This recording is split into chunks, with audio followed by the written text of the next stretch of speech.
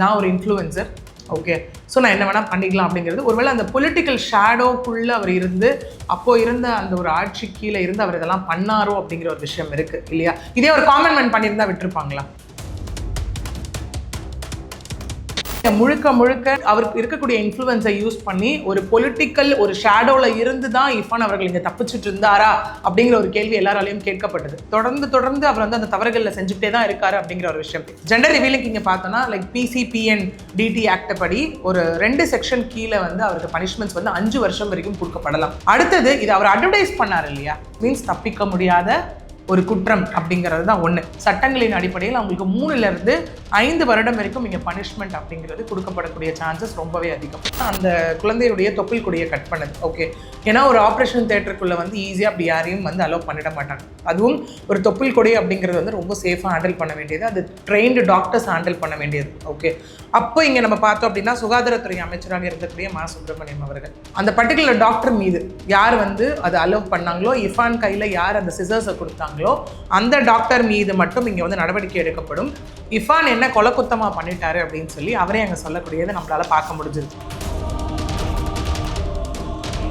ஏன்னா எல்லாருமே வந்து இங்க ஒரு தவறு செஞ்சுட்டாங்க அப்படின்னா அதுக்கப்புறம் வந்து ஓகே இல்லைங்க எனக்கு இப்போதான் இது புரிஞ்சுது, நான் தவறை செஞ்சுட்டேன் அப்படின்னு சொல்லி அடுத்து அதை ரிப்பீட் பண்ணாமல் இருக்கக்கூடியதை நம்மளால பார்க்க முடியும். பட் இவர் அப்படி இல்லை.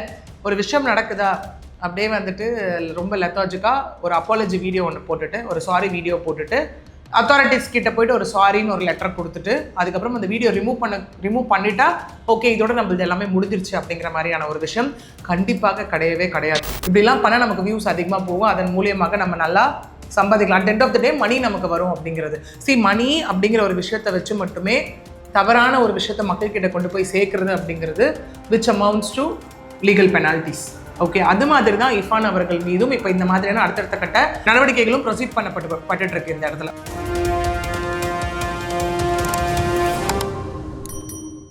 ஒவ்வொரு மாதமும் 5 மில்லியனுக்கு அதிகமான பார்வையாளர்களை சென்று சேரும் எங்களது சேனலில் உங்களையோ அல்லது உங்களது நிறுவனத்தையோ விளம்பரப்படுத்த வேண்டுமா? தொடர்புக்கு 9348355571.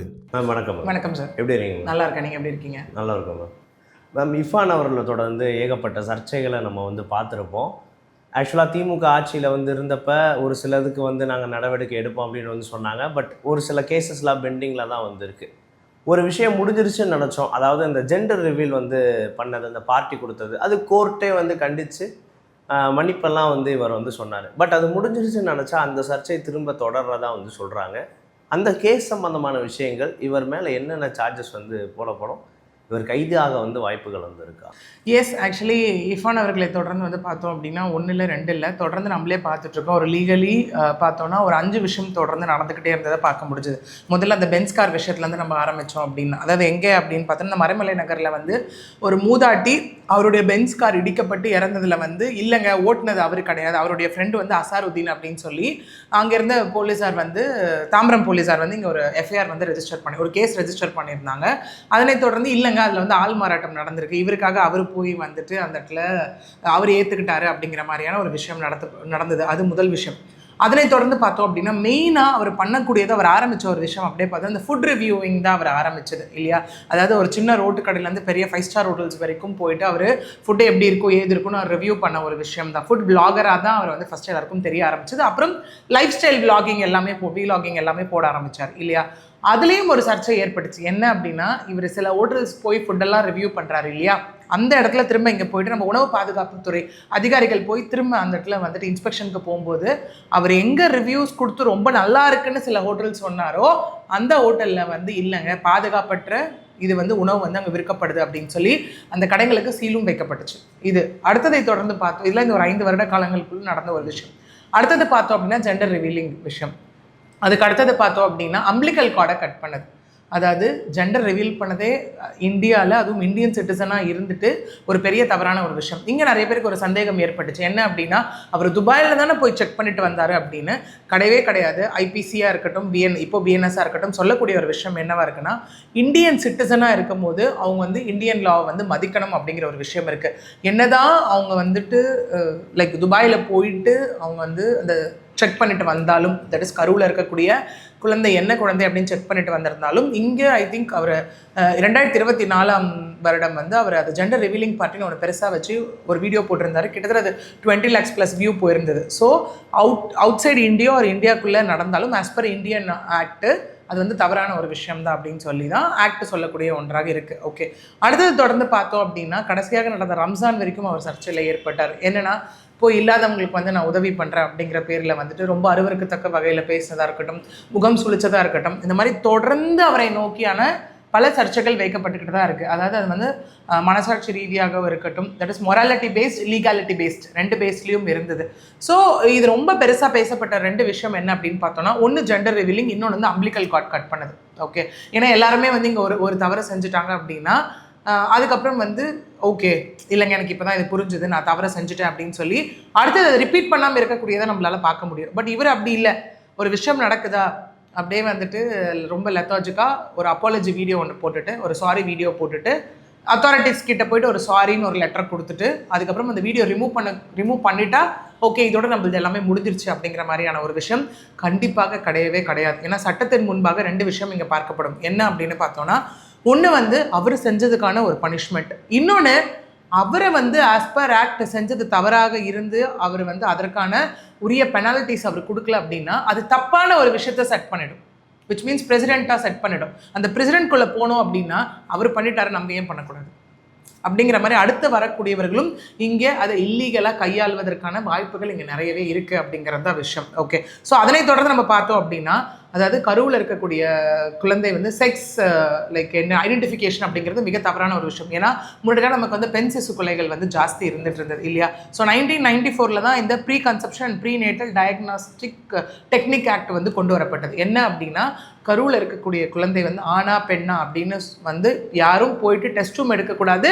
அதை வந்து எந்த டாக்டரும் டெஸ்ட் பண்ணியும் சொல்லக்கூடாது. டாக்டரோ இல்லை சோனாலஜிஸ்டோ லைக் டெக்னீஷியன்ஸு எக்ஸ்ரே ஸ்கேன் எடுக்கிறவங்களும் அங்கே வந்து ஸ்கேன் எடுக்கிறவங்களும் அங்கே வந்து சொல்லக்கூடாது அப்படிங்கிறது ஆக்ட் சொல்லக்கூடிய ஒரு விஷயம். ஓகே, ஸோ இப்படி இருக்கக்கூடிய சூழ்நிலையில் தான் நம்ம என்ன அப்படின்னு பார்த்தோன்னா, இது எல்லாமே முன்னாடி நடந்த ஒரு ஆட்சியில் வந்து நம்ம பார்த்த ஒரு விஷயம். ஏன்னா இந்த ஜெண்டர் ரிவீலிங் அப்படிங்கிறது துபாய், சிங்கப்பூர், தாய்லாந்து அந்த மாதிரி இடத்துல வந்துட்டு ஜெண்டர் ரிவீலிங் வந்து யூஸ்வலாக பண்ணக்கூடிய ஒரு விஷயம். அது வந்து அந்த பர்டிகுலர் நாட்டின் சட்டத்தின்படி அது வந்து அவங்க பண்ணிட்டு இருக்காங்க. பட் இந்தியாவிலேருந்து ஒருத்தர் போய் திரும்ப வந்து அதை இங்கே பண்ணது அப்படிங்கிறது which is not acceptable as per law. Okay, so இப்படி இருக்கக்கூடிய ஒரு சுச்சுவேஷனில் தான் என்ன ஆயிடுச்சு அப்படின்னு பார்த்தோன்னா, முன்னாடி இருந்த ஆட்சியில் இந்த சென்னை தேனாம்பேட்டில் இருக்கக்கூடிய மருத்துவம் மற்றும் ஊரக நலப்பணிகள் இயக்ககம் அங்கே தான் வந்துட்டு என்ன பண்ணியிருந்தாங்க அப்படின்னா, இஃபான் போய்ட்டு இந்த விஷயம் பெருசாக வெளியில் வெடிச்சுது.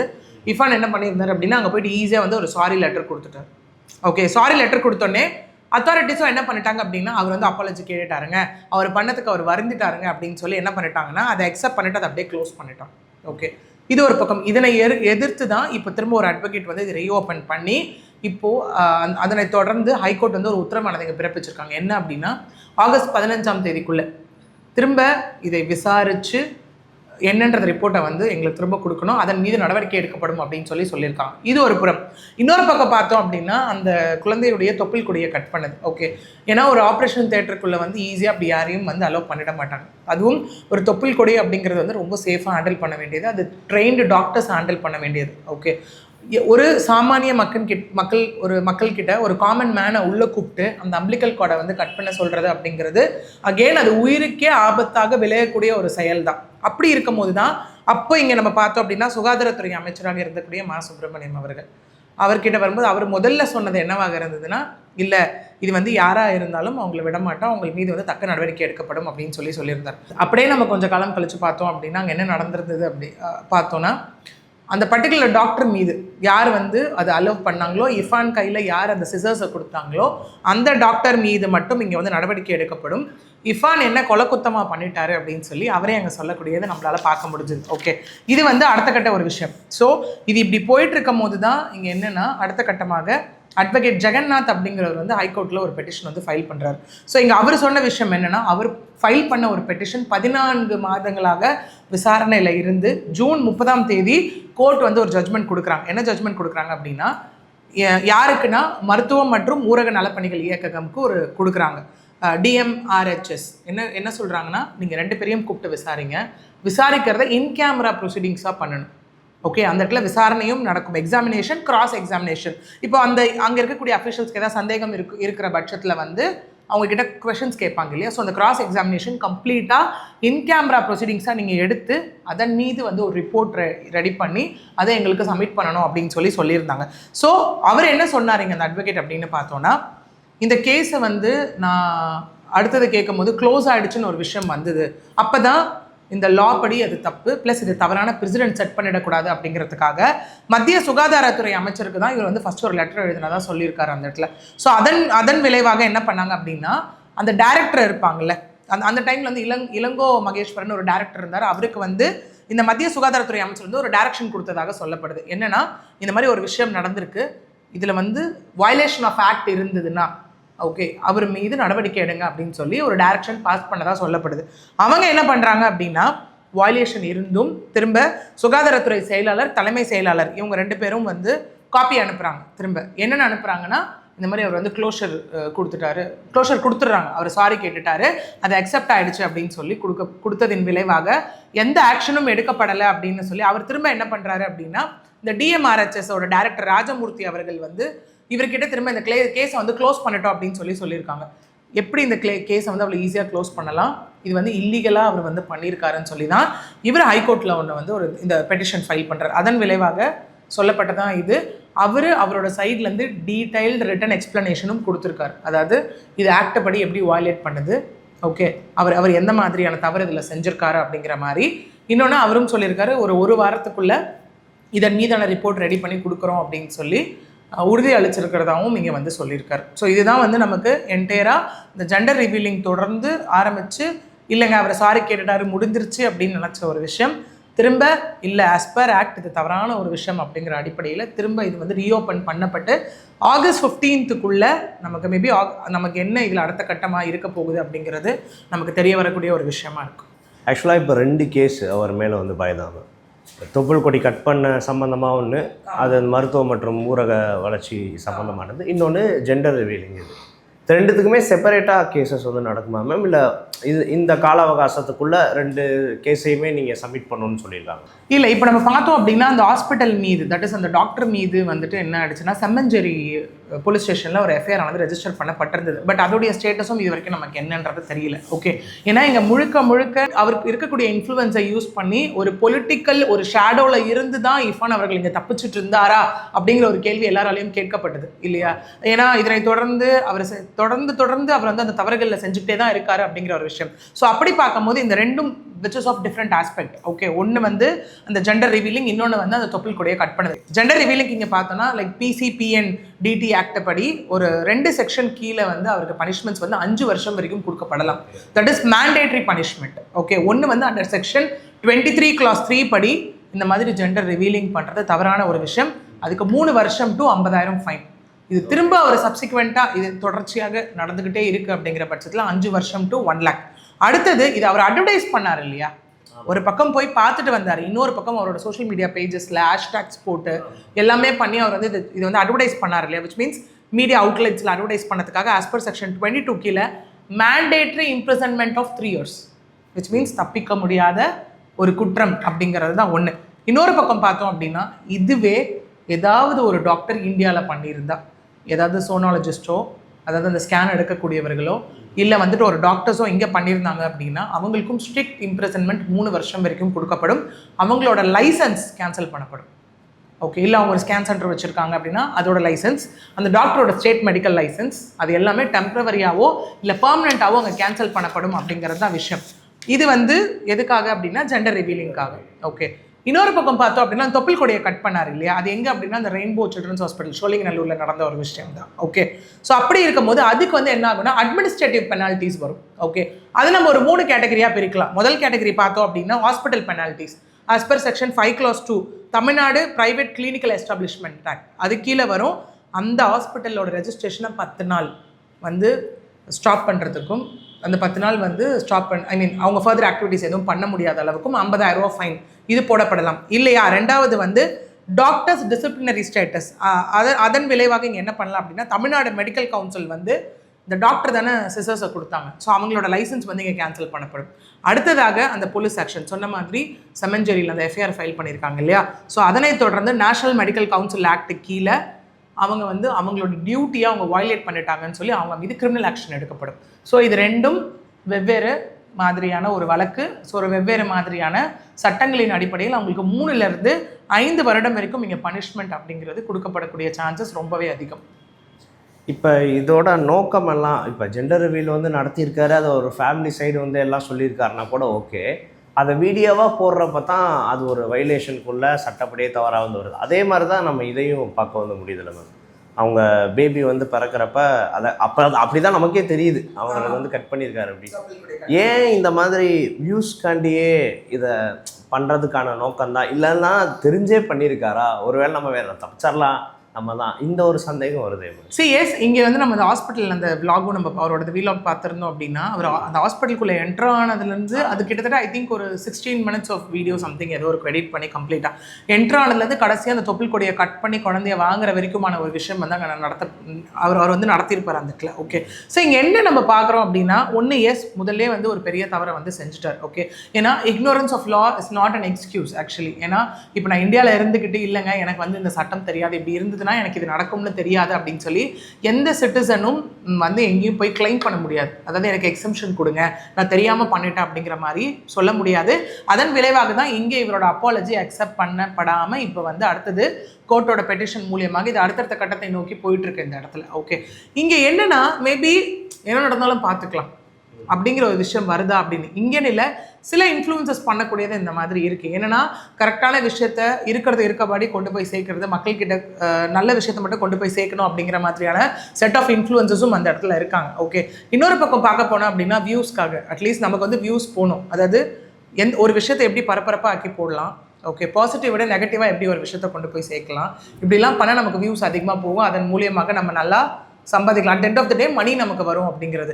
மணி அப்படிங்கிற ஒரு விஷயத்தை வச்சு மட்டுமே தவறான ஒரு விஷயத்தை மக்கள்கிட்ட கொண்டு போய் சேர்க்கறது அப்படிங்கிறது which amounts to legal penalties.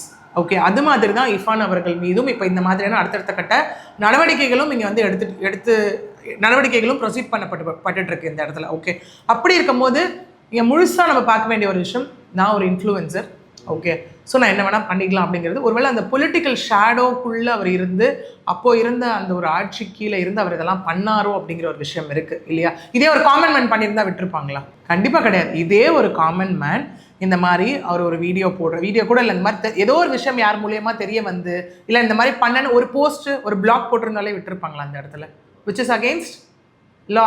அப்படி இருக்கும்போது ஏன்னா இங்கே வந்து சட்டம் அப்படிங்கிறது எல்லாருக்கும் சமம், ஏன்னா equality before law and equal protection of law, அதுதான் நம்ம இந்தியன் கான்ஸ்டியூஷன் சொல்லக்கூடிய ஒரு விஷயம். அப்படி இருக்கும்போது ஏன் வெவ்வேறு மாதிரியான ட்ரீட்மெண்ட்ஸ் இங்கே கொடுக்கப்பட்டுச்சு அப்படிங்கிறது. ஏன்னா அங்கே ஹெல்த் மினிஸ்டரே வந்து முதல்ல ஒரு விஷயம் சொல்கிறாரு, யாராக இருந்தாலும் நடவடிக்கை எடுக்கிறோன்னு சொல்கிறாரு. அதுக்கப்புறம் அவரே வந்து அது ரொம்ப நார்மலைஸ் பண்ணி இவர் என்ன கொலை குத்தம் பண்ணிட்டாரான்னு கேட்குறாரு. ஏன்னா அந்த கட்டிங் ஆஃப் அம்பிளிக்கல் கார்டு நம்ம அந்த மெடிக்கல் டெர்மினாலஜி படி அந்த மெடிக்கல் ரீதியாக நம்ம எடுத்துகிட்டு போனோம் அப்படின்னா அந்த அப்படியே ஜஸ்ட் லைக் தட் ஈஸியாலாம் கட் பண்ணிட முடியாது. அது எவ்வளோ கேப் விட்டு எவ்வளோ இன்ச்சஸில் கட் பண்ணணும்னு ஒன்று இருக்குது இல்லையா. ஏன்னா இன்னொன்று வந்து பார்த்தோம், ஏன்னா உயிர் நாடி அப்படிங்கிற ஒரு விஷயம் குழந்தை வெளியில் வந்ததுலேருந்து அது இவ்வளோ செகண்ட்ஸ் இல்லை இவ்வளோ நேரம் விட்டு கட் பண்ணுன்றது ஒன்று இருக்குது. இதெல்லாம் எதுவுமே இல்லாமல் நீங்கள் ஜஸ்ட் லைக் தட் சிசரை கொடுத்து கட் பண்ணுங்க அப்படின்னா இது ஜஸ்ட் அ பேப்பர் கிடையாதுல்ல, நம்ம எப்படி வேணால் கட் பண்ணிட்டு போகலாம் அப்படிங்கிறது கிடையாதுல்ல. ஸோ இதை அக்செப்ட் பண்ணிக்க முடியாது. அப்படி இருக்கும் போது அவங்களோட டியூட்டியை இவ்வளோ அஜாக்கிரதையாக ஹேண்டில் பண்ண அந்த ஹாஸ்பிட்டல் மீதும் தவறு இருக்குல்ல இந்த இடத்துல. அப்போ எப்படி அவங்களும் இப்படி யோசிச்சிருக்கலாம்ல, ஓகே இர்ஃபான் ஒரு பெரிய இன்ஃப்ளூயன்சர் இருப்பா, அவர் வந்து இங்கே வீடியோ போட்டார் அப்படின்னா நம்ம ஹாஸ்பிட்டலும் நல்ல ரீச் ஆகும், அதுக்காக நம்ம என்ன விஷயம் வேணால் அக்செப்ட் பண்ணிக்கலாம் அப்படிங்கிற மைண்ட் செட்டும் அங்கே தப்பு இல்லையா. ஓகே, ஸோ அவர் ஒரு வேளை நான் ஒரு இன்ஃப்ளூயன்சர் அப்படின்னு நினச்சிருந்தாலும் இல்லை நமக்கு ஒரு பொலிட்டிக்கல் ஏதாவது பேக்கப் இருக்குது நம்ம ஈஸியாக போயிடலாம் அப்படின்னு நினச்சிருந்தாலும் அது சட்டத்தின் முன்பாக கண்டிப்பாக பண்ணவே முடியாது அப்படிங்கிறது தான் இப்போ நமக்கு அடுத்தடுத்து நடந்துட்டு இருக்கக்கூடிய ப்ராசஸ் எல்லாமே ஒரு பெரிய எடுத்துக்காட்டு.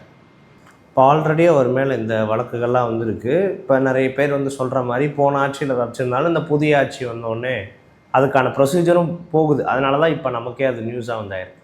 இன்னும் 2 கேசஸ் வந்து இருக்குல்ல மேம், அந்த காரில் அந்த பெண்மணி வந்து இடித்தது, அது நிறைய பேர் ஆள் மாறாட்டம்னு அலிகேஷன் வைக்கிறாங்க. இன்னொரு பக்கம் இப்போ நீங்களே மென்ஷன் பண்ணிக்க மாதிரி இவர் ஸ்டார்டிங்கில் இருந்து நிறைய ஹோட்டல் தரமற்ற ஹோட்டலை வந்து தரமாக இருக்குன்ட்டு வந்து ரிவ்யூ பண்ணுறாங்க. இது எந்த அடிப்படையில் ஒரு பனிஷ்மெண்ட்டாக வர வாய்ப்புகள் வந்து இருக்கா மேம்? ஃபுட் கேட்டகரி அந்த ஆக்ட் படி கூட அகெயின் அதாவது தொடர்ந்த மாதிரி ஒரு விஷயம் அப்படின்றது கிடையாது. இந்த 4 to 5 இயர்ஸில் தொடர்ந்து நிறைய சர்ச்சைகள் இங்கே வந்துகிட்டு இருக்கு இல்லையா? அதான் சொன்ன மாதிரி மொராலிட்டி ஒரு பக்கம், லீகாலிட்டி ஒரு பக்கம் அப்படிங்கிற மாதிரி.